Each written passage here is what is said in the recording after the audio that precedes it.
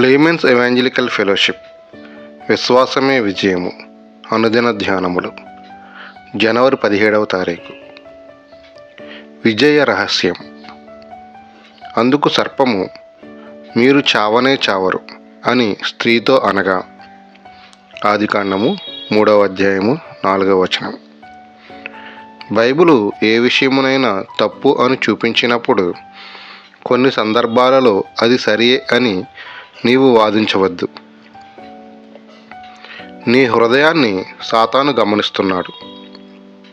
అత్యధిక వివేకము గల ఒక దుష్టునితో హవ్వ వాదిస్తున్నది.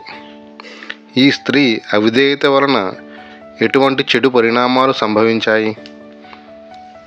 కాలేజీ దారిలో ఉన్న ఒక ఇంటి మీదుగా వెళ్ళవద్దని దేవుడు ఒకసారి నాకు తెలిపాడు.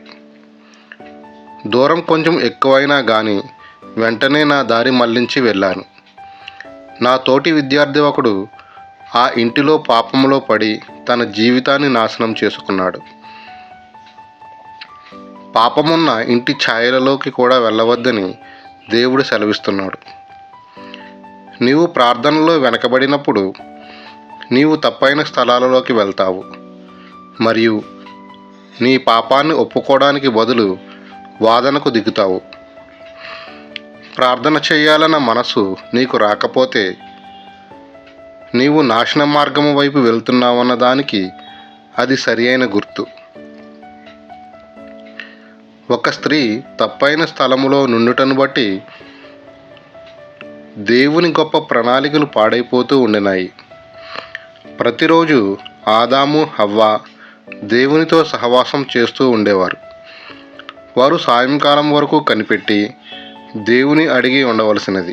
కానీ తొందరపాటు అనేది సాతాను పద్ధతి.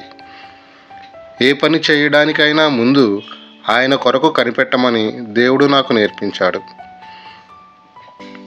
ఎప్పుడైతే అలా చేశానో నా జీవితంలో ఓటమి లేదు. ఆదాము హవ్వలు దేవుని ఆదరణకరమైన సన్నిధిని, అందమైన తోటను పోగొట్టుకున్నారు. మోసపరుచు ఆత్మలు ఉన్నాయి.